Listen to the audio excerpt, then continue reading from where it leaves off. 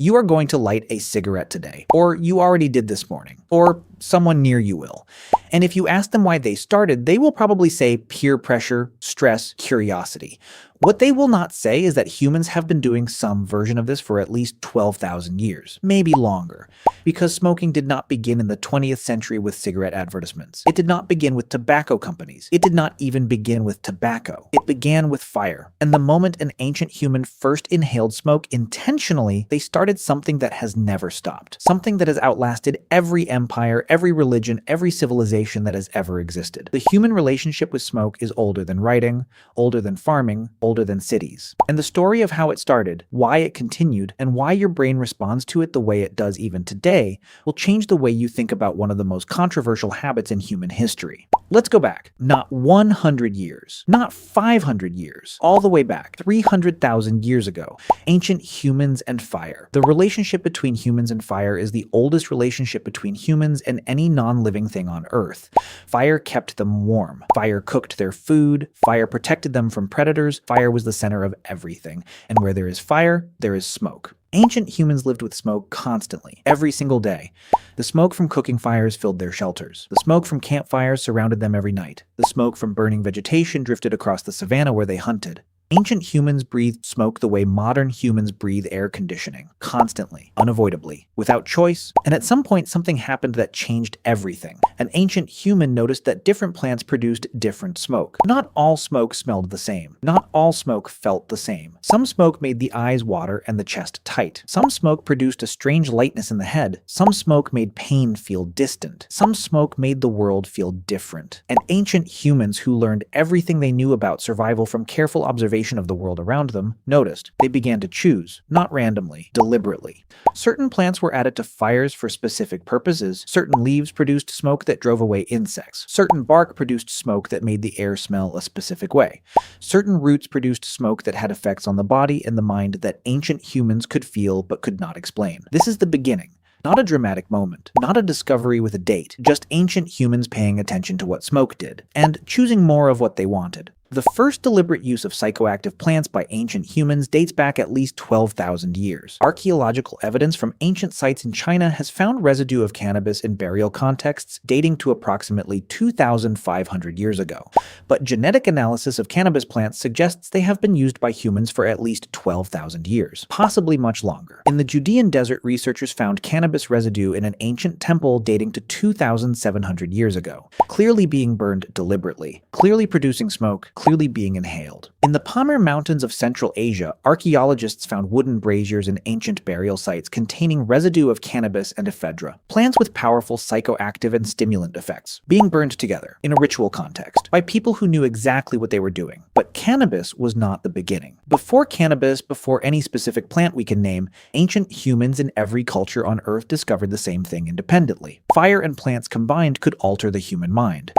And altering the mind was not done for pleasure alone. It was done for purpose. Every ancient culture that practiced deliberate smoke inhalation did so in a ritual context. Healing, communication with ancestors, decision-making, warfare preparation, grief, celebration.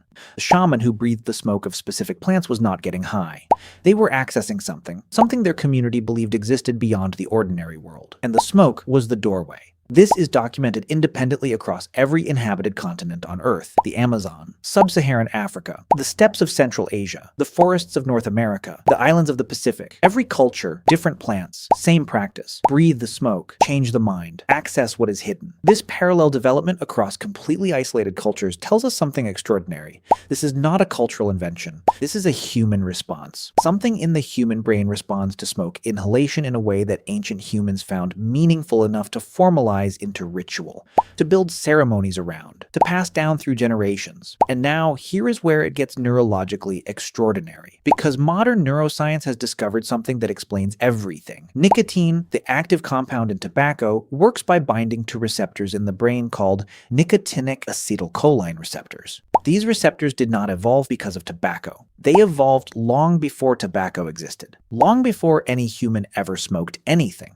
They are part of the brain's natural system for regulating attention, memory, alertness, and reward. Your brain has nicotine receptors because your brain has acetylcholine receptors, and nicotine happens to fit them perfectly, like a key that was cut to fit a lock that already existed.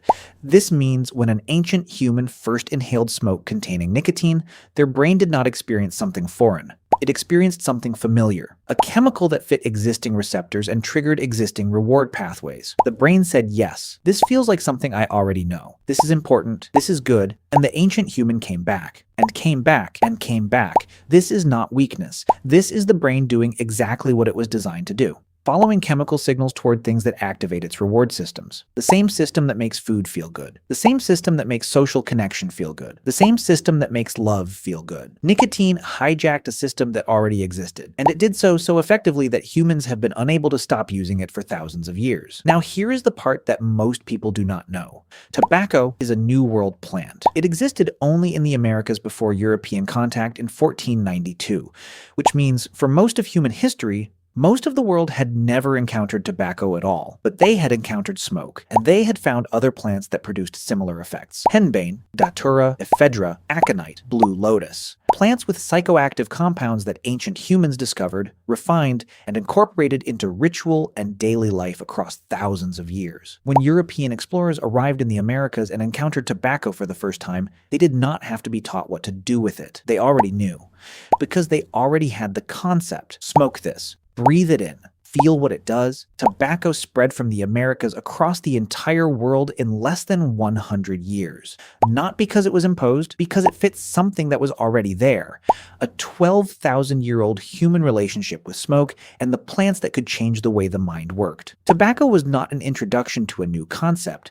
It was the best version of a very old one, and the brain recognized it immediately. And then came the 20th century. And industrialization, and the cigarette, and something that had been a ritual, a ceremony, a considered an occasional practice for thousands of years became a mass-produced commodity available to everyone at almost no cost. The delivery mechanism changed, the brain chemistry did not. The receptors did not. The ancient pull toward smoke, toward the chemical that fit existing brain receptors, did not. What changed was frequency. What changed was availability. What changed was the removal of the ritual context that had, for thousands of years, regulated when and how often smoke was inhaled. Ancient humans did not smoke constantly. They smoked in specific contexts for specific purposes with specific intentions.